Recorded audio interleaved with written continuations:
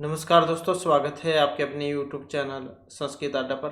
दोस्तों, आज की जो वीडियो इसमें हम करने वाले हैं आपका हरियाणा में जो टीचर एलिजिबिलिटी जो टेस्ट है टीटी पीटी वाला, जिसकी आगे जो अप्रैल में होने की संभावना रहेगी, तो आपके एग्जामों के लिए महत्वपूर्ण क्वेश्चन आज की वीडियो में हम यहाँ पर लेकर आए हैं।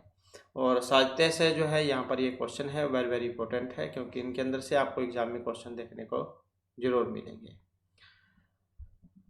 तो जल्दी से अपने क्वेश्चन जो उनको देख लेते हैं, और इनसे पहले वाली जो वीडियो थी उसमें इससे पहले की जो महत्वपूर्ण क्वेश्चन जो हमने कंप्लीट किए थे वो वाली वीडियो जो आपको इस वीडियो के अंत में मिल जाएगी, या फिर आपको हमारे चैनल की प्लेलिस्ट में जो सभी की सभी वीडियो मिल जाएगी। स्टैट 2024 के नाम से जो आपको प्लेलिस्ट जो ये बनी हुई है उसमें जाकर आप चेक कर सकते हैं।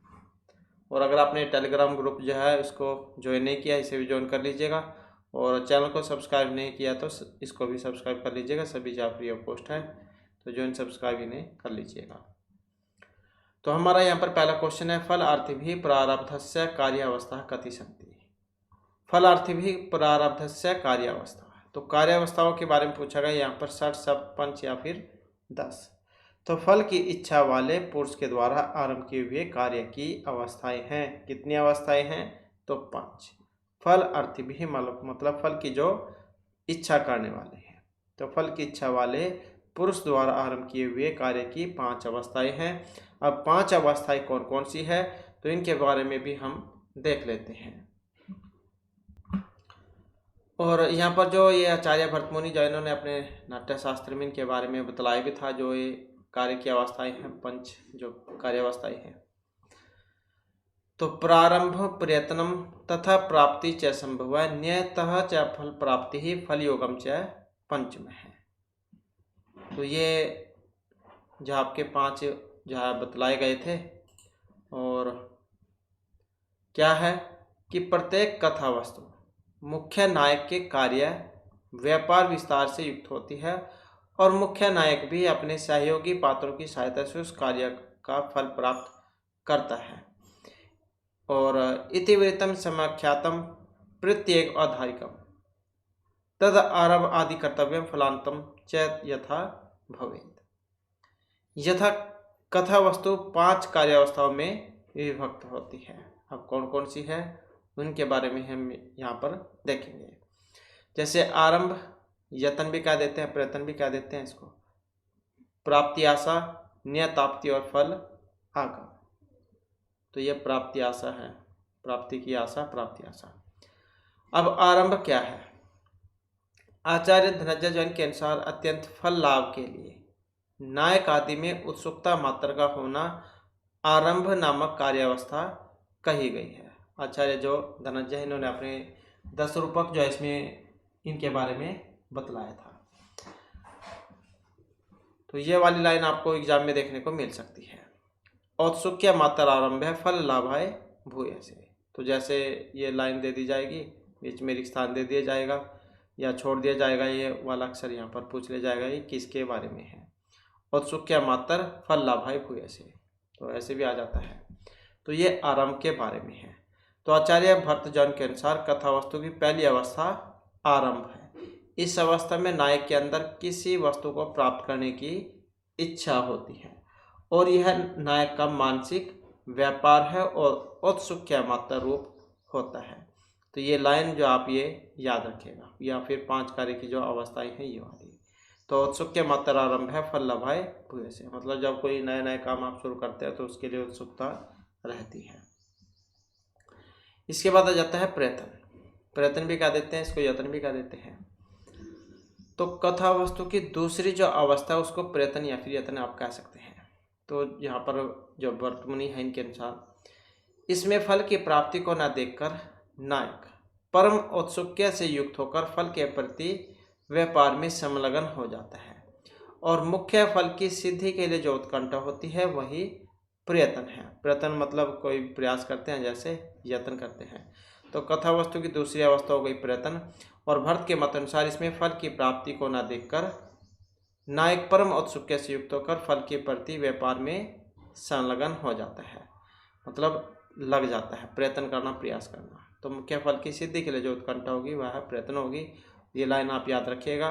भवेद आरंभ औत्सुक्यम यत मुख्य फल सिद्धे अपश्यता फल प्राप्ति व्यापारयम फलम प्रति परम औत्सुक्य गमनम च प्रयत्न है प्रकृति है। तो प्रयत्न नामक कार्यावस्था में उत्सुकता चरम सीमा पर रहती है और फल प्राप्ति के विषय में अत्यंत शीघ्रता से युक्त व्यापार प्रयत्न है। प्रयत्न तो फल वाप्ति ही व्यापार अतिरिक्त तवर अन्वित है।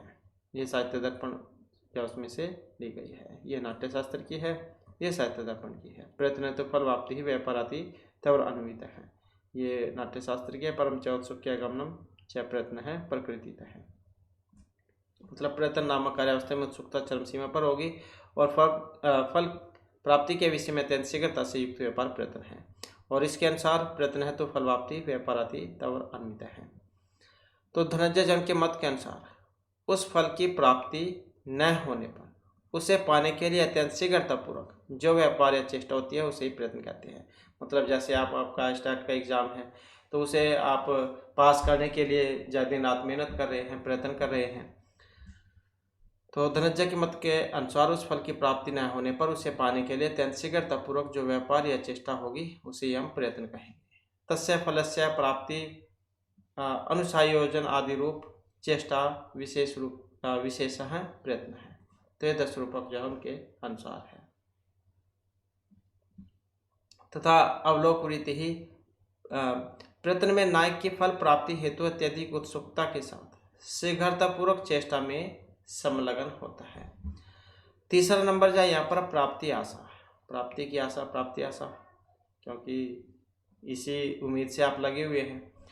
तो जहाँ फल प्राप्ति के उपाय मौजूद रहे और उसके विघ्न भी विद्यमान रहे एवं फल प्राप्ति में विघ्न की आशंका से फल की प्राप्ति की थोड़ी बहुत संभावना बनी हो तो इसी अवस्था को हम प्राप्ति आशा कहते हैं। तो सभी को उम्मीद है कि स्टेट पास होगा, आगे फिर वैकेंसी आएगी, सभी उसमें लग जाएंगे जितने भी यहाँ पर अब की बार टीजीटी में नहीं लगे थे। तो इस प्रकार की सभी अपनी इच्छा रखते हैं प्राप्ति की आशा, प्राप्ति आशा। तो जहाँ फल प्राप्ति के उपाय मौजूद रहे उसके विघ्न भी विद्यमान रहे, क्योंकि बहुत दिक्कत भी है और यहाँ पर ऐसे भी होंगे बहुत सारे जो अपनी जो आयु सीमा उसके बिल्कुल किनारे पर लग रहे होंगे, क्योंकि 42 वर्ष तो लास्ट ही होती है। तो इसके नज़दीक भी लग रहे होंगे बहुत सारे, तो उन्हें यह भी चिंता होगी कि कहीं आयु ना निकल जाए। तो जहाँ फल प्राप्ति के उपाय मौजूद रहे उसके विघ्न भी विद्यमान रहे एवं फल प्राप्ति में विघ्न की आशंका से फल प्राप्ति की थोड़ी बहुत संभावना बनी हो तो इसी अवस्था को हम प्राप्ति आशा कहेंगे। उपाय अपाय संख्याभ्याम प्राप्ति आशा प्राप्ति संभव। तो ये 10 रूपक के अनुसार है। साहित्य दर्पण में भी यही परिभाषा प्रस्तुत की गई थी। आचार्य भट्टमुनि जान के अनुसार जब भाव मात्र से कुछ फल की प्राप्ति पर कल्पित होती है तो उसे ही प्राप्ति प्रति संभव प्राप्ति आशा हम कहेंगे, मतलब प्राप्ति आशा। तो आचार्य भट्ट जन के अनुसार जब भाव मात्र से कुछ फल की प्राप्ति पर कल्पित होगी तो उसे हम प्रति संभव प्राप्ति आशा कहेंगे।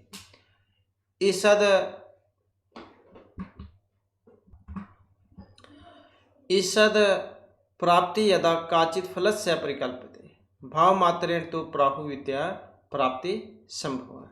तो ये नाट्यशास्त्र जो उसके अनुसार है। आचार्य अभिनव गुप्त ने भरत की इसी परिभाषा की व्याख्या करते हुए कहा था कि जब कहीं विशिष्ट फल की प्राप्ति उपलब्ध उपाय मात्र से कुछ कल्पित हो, संभावना मात्र से स्थापित हो किंतु निश्चित न हो तो वहाँ पर फल की प्राप्ति संभव है। तो ये संस्कृत वाली लाइनें आप याद रखिएगा क्योंकि यह ज़्यादातर एग्जाम में आती है।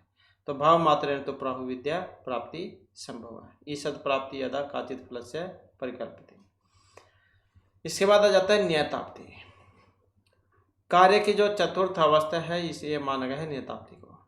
आचार्य जो भट्टमुनि के अनुसार उपाय की सफलता के द्वारा जब फल प्राप्ति नियत अर्थात सुनिश्चित हो जाती है तो उसे ही हम नियताप्ति कहेंगे। चौथी अवस्था है नियताप्ति। आचार्य भट्टमुनि के अनुसार उपाय की सफलता के द्वारा जब फल प्राप्ति नियत अर्थात सुनिश्चित हो जाती है तो उसे ही नियताप्ति कहते हैं। नियताम तो फल प्राप्ति यदा भावेन पश्यति नियताम ताम फल प्राप्ति सगुणा परिचक्षते। जब आपका स्टार्ट हो जाएगा, वैकेंसी भी आ जाएगी तो अब आप खुश हो जाएंगे, आपको लग जाएगी कि भाई आपकी बात तो हमारा जो सिलेक्शन हो जाएगा। तो ये चौथी अवस्था मानी गई है कि उपाय की सफलता के द्वारा जब फल प्राप्ति नियत अर्थात सुनिश्चित हो जाती है तो उसे हम नियताप्ति कहेंगे। श्लोक आप याद रखिएगा। इसमें नियताम तु फल प्राप्तिम यथा भावेन पश्यति नियताम ताम फल प्राप्तिम सगुणाम परिचक्षते, नाट्यशास्त्र के अनुसार। फल प्राप्ति में जो विघ्न बाधाएं होती हैं उनके दूर होने के कारण फल प्राप्ति का निश्चय हो जाना नियताप्ति है।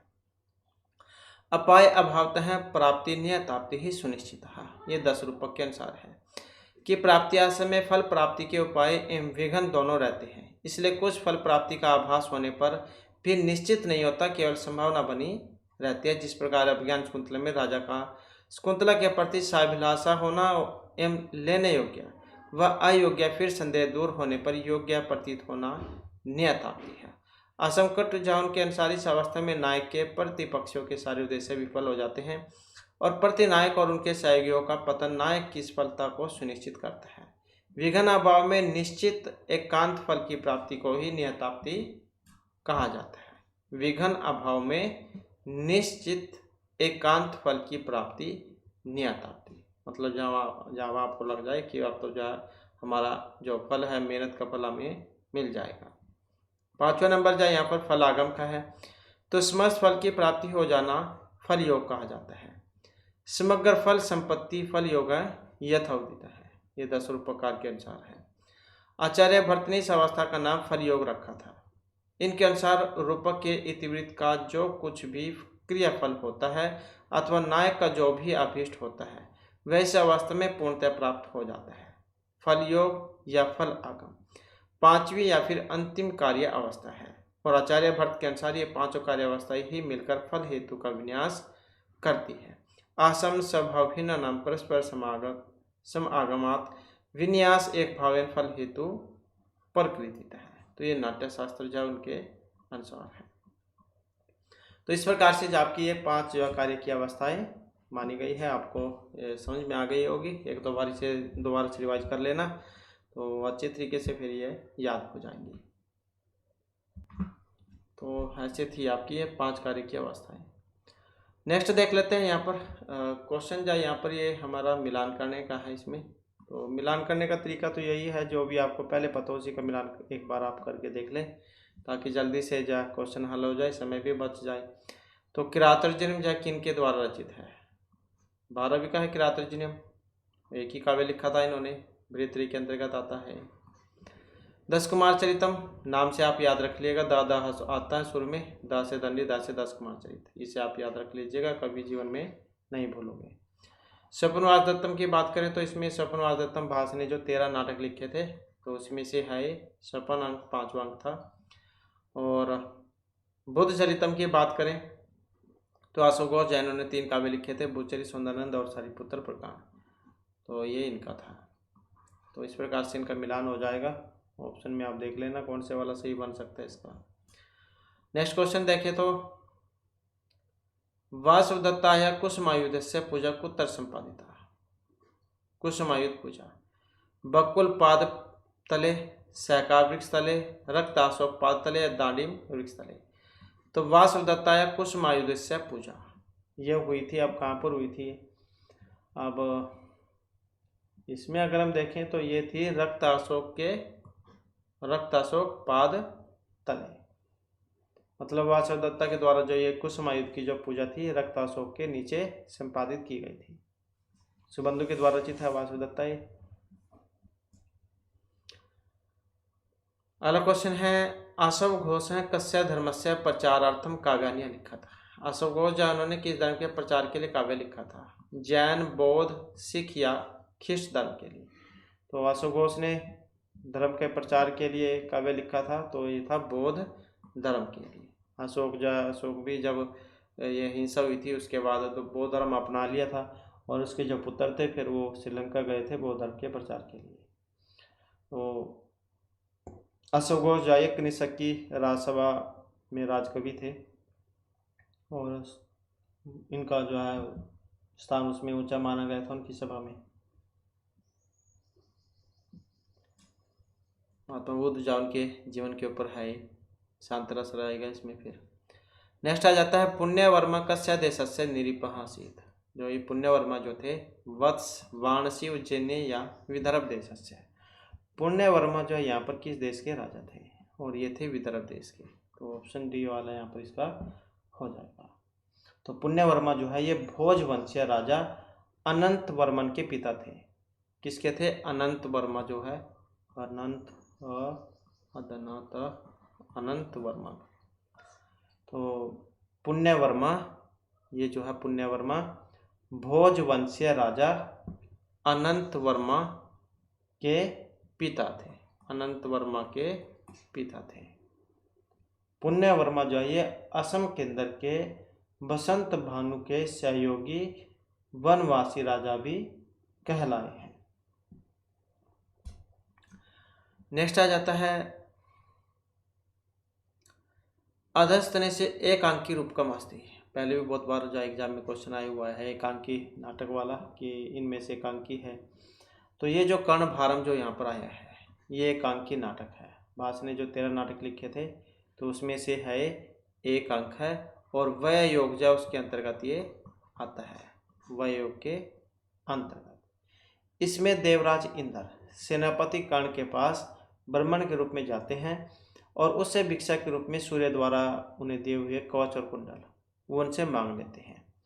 तो कानों के बारभूत कुंडलों का दान बताकर यह कर्ण की दानशीलता का वर्णन किया गया था। तो कर्णभारम, कर्ण से आप याद रखिएगा, आपको महाभारत वाली जो कहानी पता ही होगा। तो उनके कवच कुंडल ले लिए थे धोखे से इंद्र ने। तो एक अंक की नाटक है। नेक्स्ट है रत्नावल्याम द्वितीयांकस्य नाम। रत्नावली क्या है? नाटिका है और श्री हर्षवर्धन जौन के द्वारा रचित है। 4 अंक होते हैं जो नाटिका होती है। अब इसमें जो यहाँ पर यह आया है रत्नावली के द्वितीय अंक का नाम, ये भी महत्वपूर्ण क्वेश्चन है, ये बहुत बार आ जाता है ये वाला भी। तो इसमें देखें तो ये ऑप्शन बी वाला इसमें माना गया था। तो कौन सा था? कदली गृह है। तो इसके द्वितीय अंक का नाम था। प्रथम अंक का नाम क्या था? प्रथम अंक का नाम था ये वाला मदन महोत्सव है। तो ये हो जाएगा आपका प्रथम अंक। और कदली गृहम ये कौन सा है? दूसरे नंबर को हो जाएगा द्वितीय अंक।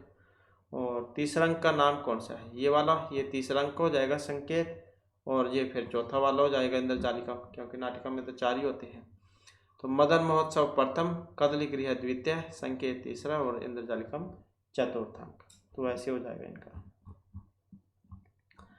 अगला क्वेश्चन आ जाता है यहाँ पर वयोग नाम नायक की दिशा है। अब वयोग जो नायक हैं ये होते हैं धीरोदात्त, धीर प्रशांत, धीरोदत्त या धीर ललित। तो किस प्रकार के होते हैं? और इसमें देखें तो ऑप्शन जो है सी वाला हो जाएगा इसका। कौन से है? ये वाला है धीरोदत्त। 4 प्रकार के नायक होते हैं, धीरोदात्त, उदत्त, ये धीर प्रशांत और धीर ललित, ये वाले। तो वयोग जावयोग की कथा कैसी होती है? कथा वस्तु इसकी इतिहास प्रसिद्ध होती है। नायक धीरोदत्त होते हैं। सुगंधि का हरणम ये इसका उदाहरण है। सौगंधि का ये वाला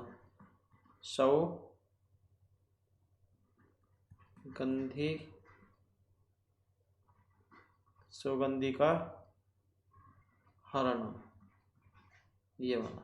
तो ये इसका उदाहरण है वयोग का। रूपक के जो 10 वेद हैं, नाटक प्रकरण भाण वयोग समकाटिम ये अमरीका अंकविति प्रहसन, तो ये उसमें से है। नेक्स्ट आ जाता है अधस्तन युग्मा नाम समचीन तालकाम विचुनुत। अब यहाँ पर भी सेम वही क्वेश्चन है, मिलान ही करना है इसमें भी। तो इसमें भी मिलान करने में देख लेते हैं। जैसे कि अभी हमने आपको बताई रत्नावली नाटिका थी, श्रीराज के द्वारा थी ये रचित, तो ये वाला हो जाएगा इसका। वेणी संहारम भट्टनारायण जैन के द्वारा रचित है, तो ये हो जाएगा इसका। बालचरितम जो है महर्षिवास ने 13 नाटक जो लिखे थे उसमें से है। और भूचरित जो अशोक घोष जो है इनका है। तो ऐसे मिलान हो जाएगा इसका। नेक्स्ट क्वेश्चन आ जाता है हमारा कति अर्थ प्रकृति है। अब अर्थ प्रकृति के बारे में हमने आपको बताई है। तो 5 कार्य की अवस्थाएं थी में, अब यहाँ पर ये अर्थ प्रकृति है। तो ये भी कितनी है आपकी होती है? ये भी 5 ही है। और कौन कौन सी होती है? बीज बिंदु ताका प्रक्रिया और कार्य यही होती है। और यहाँ पर आप जो इसमें 5 जो अर्थ प्रकृतियों की बात हुई थी वो भी देख सकते हैं। अर्थ प्रकृतियां नाटकीय कथा वस्तु के 5 तत्व हैं। धनंजय और विश्वनाथ ने अर्थ प्रकृति का अर्थ किया था प्रयोजन सिद्धि हेतु है, अर्थात जो प्रयोजन की सिद्धि में कारण हो उसे ही अर्थ प्रकृति कहा जाता है। और ये 5 होती है: बीज, बिंदु, पताका, प्रक्रिया और कार्य। इस श्लोक के माध्यम से भी यहाँ पर 10 रूपक में बताया गया था। बीज, बिंदु, पताका, अख्य प्रक्रिया, कार्य, लक्षण, अर्थ प्रकृति, पस्तायता, प्रकृतिता। ये भी श्लोक कई बार आ जाता है। अब जो बीज है यहाँ पर क्या होता है? आचार्य धनंजय ने बीज का लक्षण करते हुए कहा था कि ये स्वल्प उपदिष्ट तो तद हेतु बीजम विस्तार्य अनेकता। मतलब बीज वह तत्व है जो वृक्ष के बीज की तरह है, प्रारंभे संक्षेप में निर्दिष्ट हो और आगे उसका ही अनेक प्रकार से विस्तार हो। तो यह नाटक का मुख्य फल या प्रमुख कारण होता है। जैसे वेणुसंहार नाटक में द्रौपदी केश कुंचन नाटक का फल है और इस कार्य का हेतु भीम के क्रोध से परिपुष्ट होकर युधिष्ठिर का उत्साह है। यही इस नाटक का बीज है। मतलब एक द्रौपदी का चीरण किया था और फिर उससे आगे महाभारत जहाँ छिड़ गई थी, कितना मतलब कई दिन तक, 18 दिन तक युद्ध चला था, महाभारत का युद्ध हुआ था। तो बहुत सारे इसके लिए कारण हैं। जैसे एक पेड़ लगा लो, पेड़ का बीज होता है सूर्य में, भूमि में हम बो देते हैं उसको, और उससे एक जो है एक बहुत बड़ा जो पेड़ है वो उत्पन्न हो जाता है। तो बहुत बड़ा पेड़ उत्पन्न हो जाता है, तो यही है बीज। तो जैसे एक छोटी से 2 शब्द किसी के महाभारत करा सकते हैं, आपने सुना भी होगा। तो ये हो गया बीज। अब आ जाता है बिंदु। तो आचार्य धनंजय ने कहा है कि अवान्तर अर्थ विच्छेदे बिंदुच्छेद काम। तो ये भी आपको 10 रूपक में देखने को मिलेगा। अर्थात जहाँ किसी दूसरी कथा से विच्छिन्न हो जाने पर इतिवृत्त को जोड़ने तथा आगे बढ़ाने के लिए जो कारण होगा वह बिंदु कहलाएगा। तो इस प्रकार से हम कह सकते हैं कि अवान्तर कथा से मूल कथा के दूर हो जाने पर जो उसे जोड़ता है, उसे आगे बढ़ाता है, उसे ही हम बिंदु कहेंगे। इसके बाद आ जाता है पताका।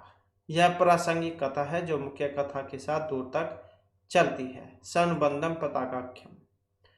प्रक्रिया की बात करें तो प्रक्रिया वह प्रासंगिक कथा है जो मुख्य कथा के साथ थोड़ी दूर तक ही चलती है। प्रक्रिया प्रदेश था। ये पताका हमने पहले भी क्वेश्चन आए थे, इसके बारे में हमने पढ़ा था। जैसे सुग्रीव वाला वृतांत था, वो घटना जब बहुत दूर तक चलती है, और प्रक्रिया हमने पढ़ा था सबरी वृतांत जो थोड़ी मतलब थोड़े अंक तक ही था। तो जो घटना दूर तक जाएगी पताका, वो थोड़ी तक जाएगी प्रक्रिया। अब है कार्य। कार्य का अर्थ फल है, जिस फल की प्राप्ति के लिए यत्न किया जाएगा, जो साध्य होगा वह कार्य है। जैसे रामायण में राम का वध, और यह फल जब प्राप्त होता है, मतलब जब रावण की मृत्यु हो जाती है, सीता की प्राप्ति, तो यही फल जो धर्म अर्थ काम जो उसमें भी माना गया है। तो वैसे जो आप ये 5 कार्य की जो अवस्था है इन्हें आप याद रखिएगा। इसके बाद जो नेक्स्ट क्वेश्चन आ जाता है हमारा यहाँ पर, दृष्ट नष्टस्य बीजस्य अन्वेषणम भवति। अब इसे क्या कहा गया है? प्रतिमुख संधि, मुख संधि, निर्वहन या गर्भ संधि। तो दृष्ट नष्टस्य बीजस्य अन्वेषणम, और इसको माना गया है ऑप्शन डी में, मतलब गर्भ संधि में। मुख, प्रतिमुख, गर्भ, विमर्श और निर्वहन, ये 5 संधि होती है। तो इसमें दिखाई देना, पुनः नष्ट हो जाना, मतलब दृष्ट नष्टस्य बीजस्य अन्वेषणम, दिखाई देना और दोबारा से नष्ट हो जाना, इस बीज का अन्वेषण होता है। जैसे रत्नावली नाटिका है, इसमें तृतीय अंक जो था, उदयन के मन में जो सागरिका वासुदत्ता का वेश दान किए हुए है, पुनः सागरिका तथा विदुषा की वार्ता से उसमें विच्छेद हो जाता है और पुनः प्राप्ति हुई, तो ये गर्भ संधि है। अब जैसे हमने 5 संधियों के 5 मतलब 5 कार्य की अवस्था, ये 5 जो अर्थ प्रकृति उनके बारे में पढ़ा, तो ऐसे जो है यहाँ पर जो 5 जो है ये संधियाँ होती हैं। तो संधियाँ कितनी हैं? ये भी 5 ही होती हैं। तो संस्कृत नाट्य रचना में संध्या का विशेष महत्व है। धनंजय ने स्पष्ट करते हुए लिखा था कि कथा वस्तु के अंगों को अन्वित करने वाली जो स्थिति है उसको संधि कहा जाता है। आचार्य धनंजय का है 10 रूपक। अंतरेकार संबंध है संधि रेखन्वे सती। धनिक ने इस लक्षण की व्याख्या करते हुए लिखते हैं कि एक प्रयोजन से संबंध कथा वस्तु को दूसरे प्रयोजन से संबंध कथा वस्तु के अर्थ से जोड़ने वाली विशेषता का नाम ही संधि है। संधि मतलब क्या होती है? संधि पहले जो राजा महाराजा जो थे उनमें होती थी आपस में बातचीत। तो प्रयोजनान्विता नाम कथांश नाम अवान्तर प्रयोजन संबंध है संधि। तो रूपक की प्रकृति तथा अवस्थाओं के मिलन से संधियों का आविर्भाव होता है। बीज बिंदु ताका प्रक्रिया और कार्य, ये 5 अर्थ प्रकृतियां जब क्रमशः आरंभ, यतन, प्राप्ति, आसन, ताप्ति और फलागम इन अवस्थाओं से मिलती है तो मुख, प्रतिमुख, गर्भ, विमर्श और निर्वहन या उपसमृद्धि, ये 5 संधियां उत्पन्न होती हैं। ये क्वेश्चन पहले भी हमने आपको बताया था इनके बारे में। अब अर्थ प्रकृतियां जो ये भी 5 है। अर्थ प्रकृतियां पंच अवस्था समन्विता यथा संकीर्ण जायन्ते मुख आदि 5 संधि है। तो 10 रूपक में और भरतमुनि ने संधि और उसके भेदों के विषय में भी कहा था कि मुखम प्रतिमुखम चैव गर्भ विमर्श एवं च तथा निर्वहण चैती नाट्य के 5 संधियां हैं। तो नाट्य शास्त्र में बताया था। विश्वनाथ की बात करें तो इन्होंने भी अपने साहित्य दर्पण में इनके बारे में कहा था कि मुखम प्रतिमुखम गर्भ विमर्श है उपस्मृति पंचस्य भेदा शु। तो इस साहित्य दर्पण में बताया था इन्होंने। अब ये संधियां कैसे बनती है ये हमने पहले भी पढ़ा था और यहाँ पर भी आप देख सकते हैं। 5 जो कार्य की अवस्थाएं हैं और अर्थ प्रकृति इनके मिलने से संधि का निर्माण होगा। जैसे आरंभ अवस्था है और बीज अर्थ प्रकृति है तो मुख संधि का निर्माण होगा। प्रयतन अवस्था और बिंदु अर्थ प्रकृति के मिलने से प्रतिमुख संधि बनेगी। प्राप्ति आशा अवस्था से और पताका अर्थ प्रकृति से मिलने से गर्भ संधि बनेगी। नियताप्ति और प्रकृति के मिलने से विमर्श संधि बनेगी। फलागम और कार्य के मिलने से निर्वहन संधि का निर्माण होता है। तो ऐसे है। अब मुख संधि क्या है वो भी देख लेते हैं। तो जहां अनेक प्रयोजन और रस को उत्पन्न करने वाली बीज उत्पत्ति होती है, तो जहां अनेक प्रयोजन और रस को उत्पन्न करने वाली बीज उत्पत्ति होगी तो इसे हम मुख संधि कहेंगे। मुख संधि के भेदों की बात करें तो बीज और आरंभ के योग से यह मुख संधि 12 भागों में परिवर्तित हो जाती है। तो ये भी क्वेश्चन आ जाते हैं ज़्यादातर। तो ये नेट वाला जो क्वेश्चन है यूजीसी नेट का, उसमें ज़्यादातर इसने डीपली जा क्वेश्चन पूछे जाते हैं। तो मुख संधि के भेद बीज और आरंभ के योग से मुख संधि के कितने हैं? 12। अब कौन कौन से है यहाँ पर? उपक्षेप, परिकर, परिन्यास, विलोभन, युक्ति, प्राप्ति, समाधान, विधान, परिभावना, उद्भेद, भेद और कारण, ये वाला। तो 10 रूपक में यहाँ पर एक श्लोक के माध्यम से भी बताया गया है। उपक्षेप है, परिकर है, परिन्यास है, विलोभनम, युक्ति है, प्राप्ति, समाधान, विधान, परिभावना, उद्भेद, कारण, कारणानि अन्वयार्थम लक्षण। तो ऐसे ये 12 बतलाए गए थे। अब आ जाता है प्रतिमुख संधि क्या है। तो जहां उस बीज का कुछ लक्ष्य रूप में और कुछ अलक्ष्य रूप में उद्भेद होता है, जहां उस बीज का कुछ लक्ष्य रूप में और कुछ अलक्ष्य रूप में उद्भेद होगा तो उसे हम प्रतिमुख संधि कहेंगे।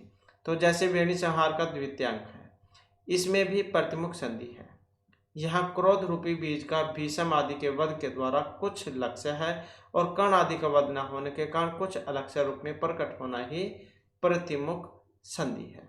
मतलब जहाँ उस बीज का कुछ लक्ष्य रूप में कुछ अलक्ष्य रूप में उद्भेद होगा तो उसे हम प्रतिमुख संधि कहेंगे। कुछ तो काम हो जाएगा, कुछ रह जाएगा। जैसे कि राजा दुर्योधन कंचुकी से कहता है कि शीघ्र ही पांडु का पुत्र अपने बल से समर में भृत्यवर बंधुगण मित्र पुत्र अनुजो सहित दुर्योधन को मार देगा। प्रतिमुख संधि के भेद के बात करें तो 13 भेद इसके माने गए हैं। तो 10 रूपक में बिंदु नामक आत्म प्रकृति और प्रयत्न नामक कार्यावस्था के योग से प्रतिमुख संधि का निर्माण होता है और इसके 13 भेद बतलाए गए हैं। लक्ष्य लक्ष्य इव उद्भेद है तस्य प्रतिमुखम भवेत् बिंदु प्रयत्न अनुगम आदि अंगानी अस्य त्रयोदश विलास है परिसर्पः च विद्युतम समन मन है और नर्मदिति ही प्रगणम निरोध है परि उपासनम वज्रम पुष्पम उपन्याति वर्ण संहार इत्यादि। मतलब जो 13 जो है ये कौन कौन से हैं? जैसे विलास है, परिसर्प है, विद्युत है और कौन सा है? सम, नरम और नर्मदिति, प्रगमन, निरोधन है, परिपसान, वज्र, उपन्यास, पुष्प, वर्ण संहार। तो प्रतिमुख संधि कितने भेद हैं? ये 13 होते हैं। विलास, परिसर्प, विद्युत, सम, नर्म, नर्मदूत, प्रगमन, निरोध निरोधनम, प्रियपसानम, वज्रम, उपन्यास और पुष्प वर्णसंहार, ये वाले। अब आ जाता है जो गर्भ संधि है। जहाँ दिखलाई देकर खोए गए बीज का बार बार अन्वेषण किया जाता है, तो वह है गर्भ संधि। मतलब जैसे कोई आपसे कुछ पैसे कहीं गिर गए तो आप जा उसको कई दिन तक ढूंढने जाते हैं कि क्या तो मिल ही जाए। तो इसमें पताका नामक अर्थ प्रकृति कहीं विद्यमान होती है और कहीं नहीं भी होती है, किंतु प्राप्ति आसन नामक कार्य अवस्था होती है। तो इस प्रकार से इसके 12 भेद हैं। मतलब पाने की इच्छा, आशा, उम्मीद, मतलब पैसे मिल जाएंगे या कोई चीज़ गिर जाती है तो बार बार जाते हैं उसे खोजने के लिए, ढूंढने के लिए, मतलब मिल जाएगी ऐसी कोई उम्मीद लगा के रखते हैं। तो जहाँ दिखलाई देकर खोए गए बीज का बार बार अन्वेषण किया जाएगा, गर्भ संधि होगी। इसमें पताका नामक अर्थ प्रकृति कहीं विद्यमान होगी, कहीं नहीं होगी, किंतु प्राप्ति की आशा नामक नाम की कार्यावस्था होगी। 12 भेद इसके बतलाए गए हैं।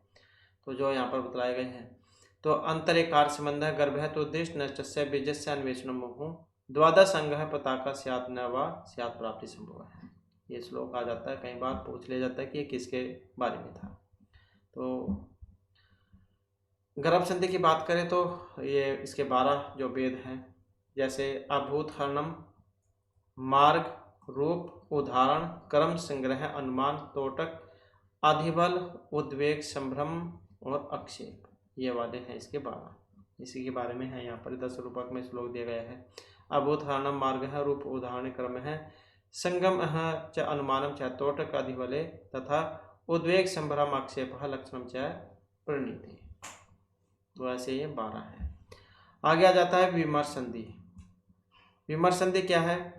तो जहाँ क्रोध से व्यसन हो, जहाँ क्रोध से व्यसन हो अथवा प्रलोभन से फल प्राप्ति के विषय में किया जाता है, जहाँ क्रोध से व्यसन हो अथवा प्रलोभन से फल प्राप्ति के विषय में किया जाता है, तद इसमें गर्भ संधि द्वारा निर्भगन बीजार्थ का संबंध दिखलाया जाता है, तो वह विमर्श या फिर विमर्श संधि होती है। और इसके 13 भेद हैं। क्या है विमर्श संधि? जहाँ क्रोध से व्यसन हो अथवा प्रलोभन से फल प्राप्ति के विषय में ये किया जाएगा, उसमें गर्भ संधि होगी। तो जिसमें गर्भ संधि के द्वारा निर्भगन बीजार्थ का संबंध दिखलाया जाएगा, तो विमर्श से विमान संधि वो होगी। 13 भेद इसके माने गए हैं। तो ये उसी के बारे में है। क्रोधे नवमिर्ष यत्तर व्यसनाद व विलोभनात् गर्भ निर्भीज बीजार्थ स विमर्श असंग्रहम ग्रह। और ये विमर्श संधि के भेद हो जाएंगे 13। अपवाद, स्फेट, विद्रव, द्रव, शक्ति, द्युति, प्रसंग, छलन, व्यवसाय, विरोधन, प्ररोचना, आदान और विचलन, ये वाले 13 हैं इसके। आगे फिर ये 10 रूपक में इनके बारे में बतलाया गया था। तत्तर अपवाद संफेट है, विद्रव और द्रव शक्ति है।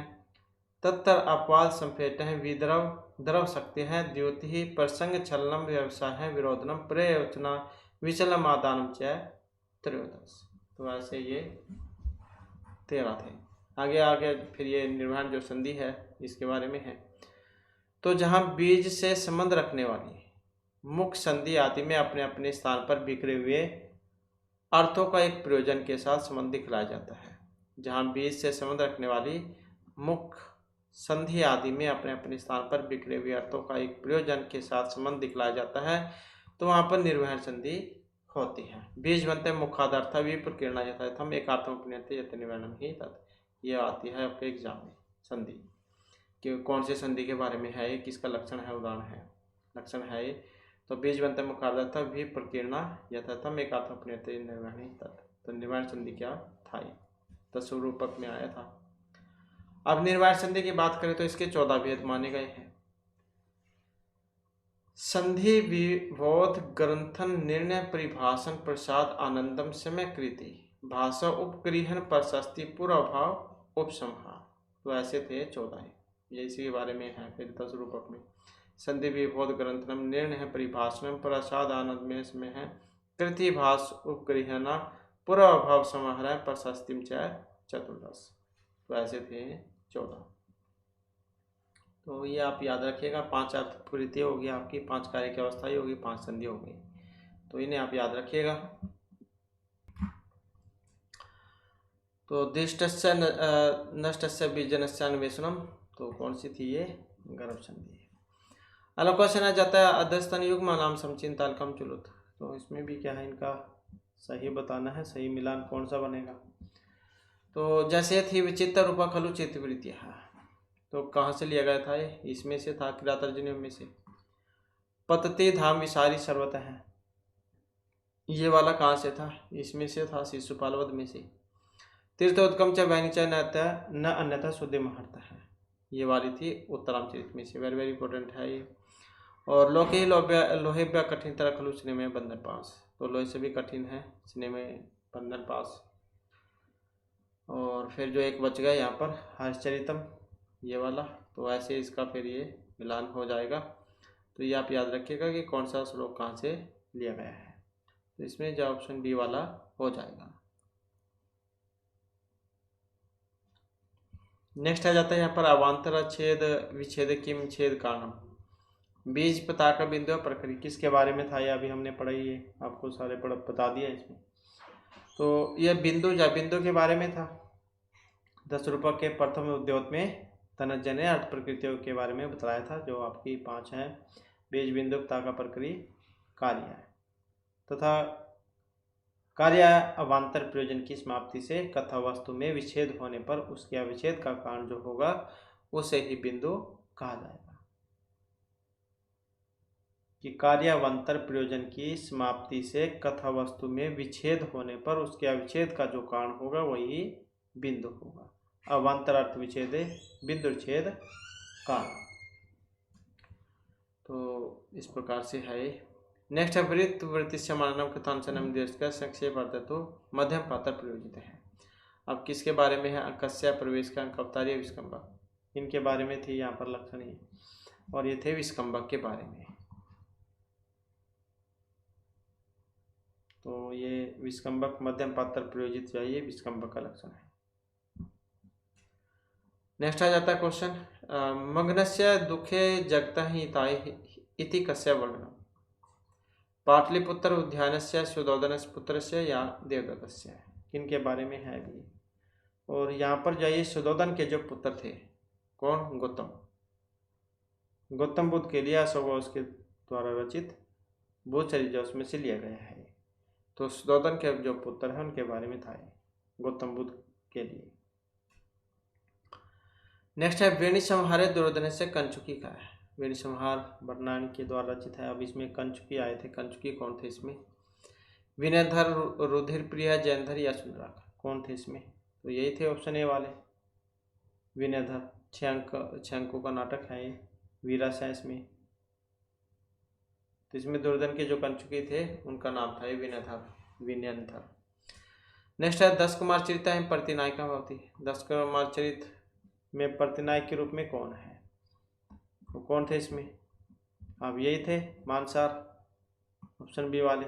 दंडी के द्वारा रचित है 10 कुमार चरित, श्रृंगारस है इसमें। और प्रतिनायक तो ये मानसार हो गए। अब नायक कौन थे इसमें, नायक कौन थे, यही थे यहाँ पर ये वाले राजभान। नेक्स्ट आ जाता है क्वेश्चन पुण्य वर्मा कस्य देशस्य राजा आसीत, 10 कुमार चरित है, तो 10 कुमार चरित की बात है यहाँ पर ये। अब इसमें जो पुण्य वर्मा जो थे ये विदर्भस्य वाणस्य ही मगधस्य या गौड़स्य, कहाँ के थे, विदर्भ के थे। गुणाढ्य की वृत्त कथा इसका आधार ग्रंथ है, 3 खंडों में बटी हुई आई, पूर्व पीठिका 10 कुमार चरित और उत्तर पीठिका में।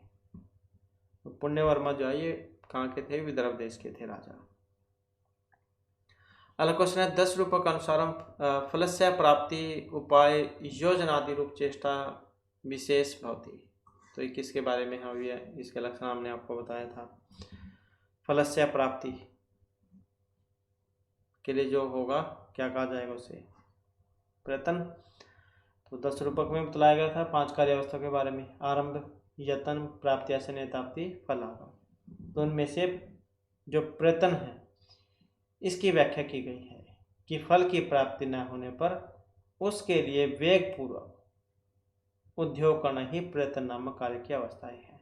मतलब जब किसी को अपना फल मिल नहीं रहा हो तो वो क्या करेगा, उसके लिए और ज़्यादा मेहनत करेगा।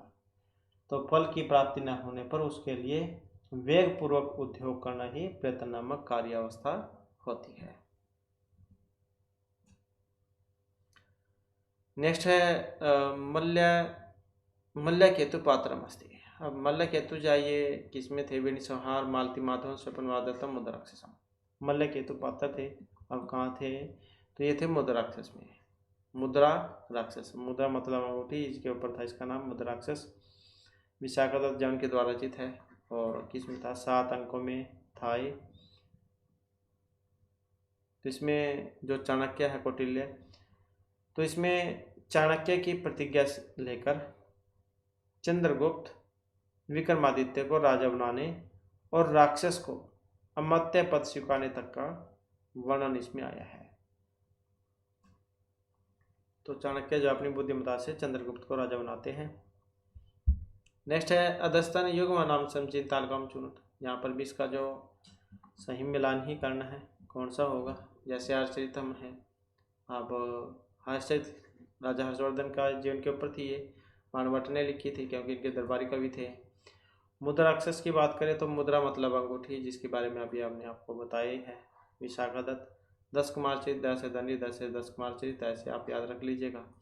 मृच्छकटिकम जय शूद्रक के द्वारा रचित है, रूपक का दूसरा वेद प्रकार। तो ऐसे हो जाएगा इसका मिलान। फिर ये अगला क्वेश्चन है अभिज्ञान शकुंतले शकुंतलाया प्रतिकूल देव समनार्थम कर्णव कुत्रगत है? काशी, कांची, प्रयाग तीर्थ या सोमतीर्थ? तो शकुंतला के अनिष्ट निवारण के लिए गए हुए थे। अब कहाँ पर गए हुए थे? तो कहाँ पर गए हुए थे? सोमतीर्थ में गए हुए थे, क्योंकि दूरदृष्टा ऐसी तो थे ही है, तो पहले ही देख लेते थे क्या घटना होने वाली है।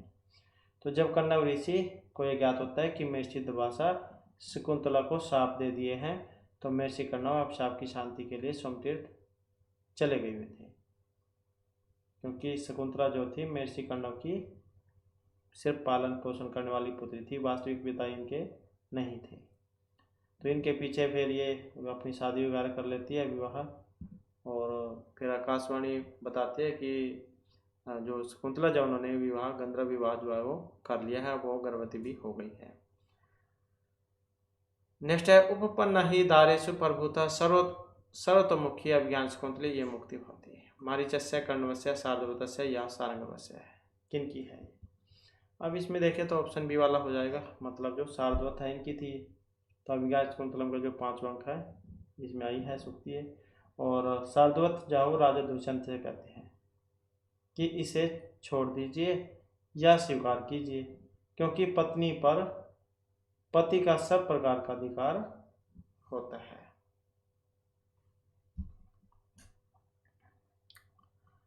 नेक्स्ट है सुलभेशु अर्थलाभेशु पर संवर्धने जन है का इदम दुष्कर्म कुर्यादि दानिम शिविना विना। अब ये जो है यहाँ पर चाणक्य, चंदन दासम, राक्षसम, भगुरायणम, किन का था ये कथन यहाँ पर लक्ष्य है।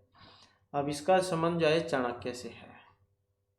मुद्राक्षस जो उसमें है, क्योंकि इसमें आते हैं चाणक्य, प्रथम अंक में से है। तो इसमें जो चाणक्य जो थे वो अपने मन में कहते हैं कि धन्य हो चंदन दास, धन्य हो।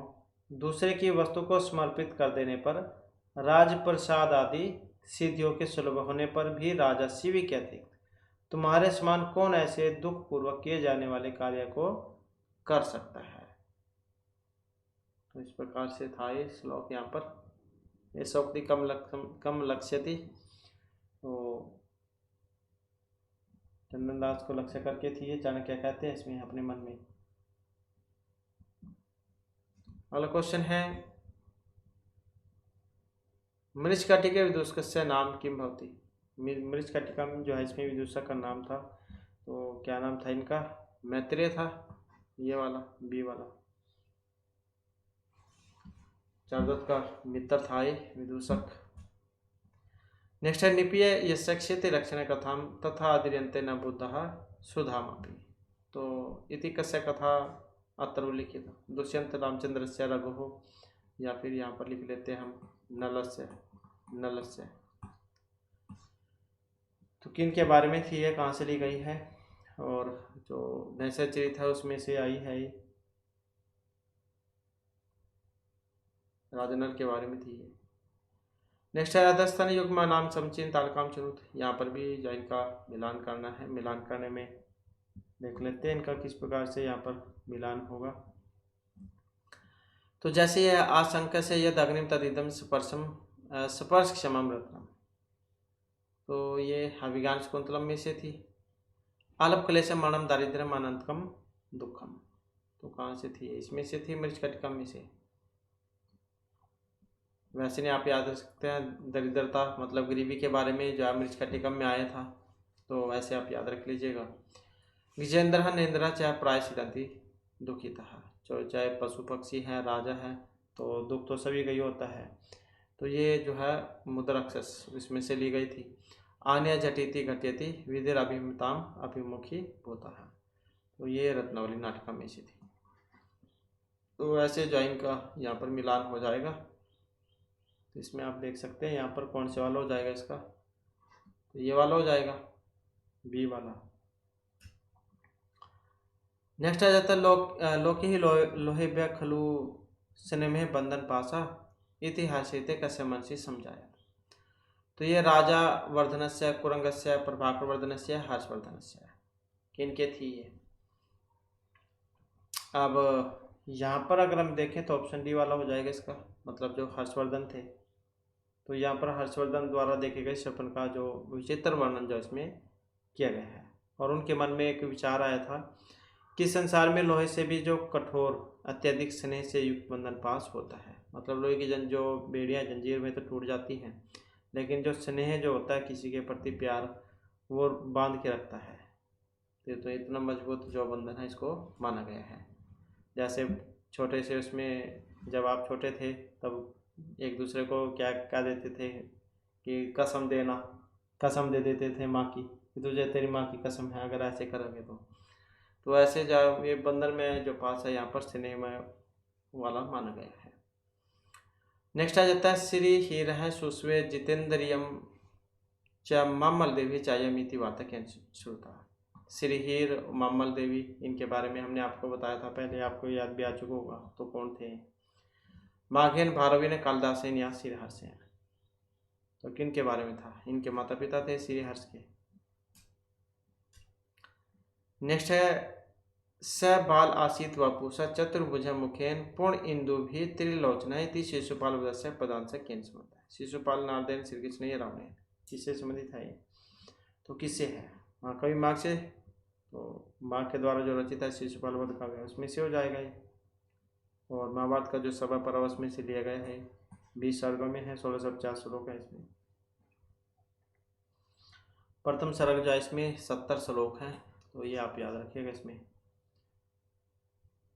तो शिशुपाल जो इनके बारे में था, ये चतुर्भुज है, मतलब 4 भुजाएं हैं, कि वह शिशुपाल बाल्यावस्था में 4 भुजा वाला और मुख से पूर्ण चंद्र के समान और 3 नेत्र वाला था।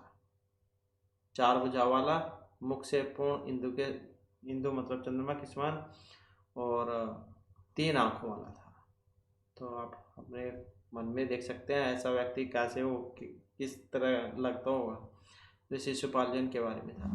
और यही जो हमारी की क्लास और महत्वपूर्ण क्वेश्चन थे। नेक्स्ट वीडियो होगी, इसमें इससे आगे के जो महत्वपूर्ण क्वेश्चन है उन्हें हम क्या कंप्लीट करेंगे। और दोस्तों हमारे साथ अंत बनाने के लिए धन्यवाद।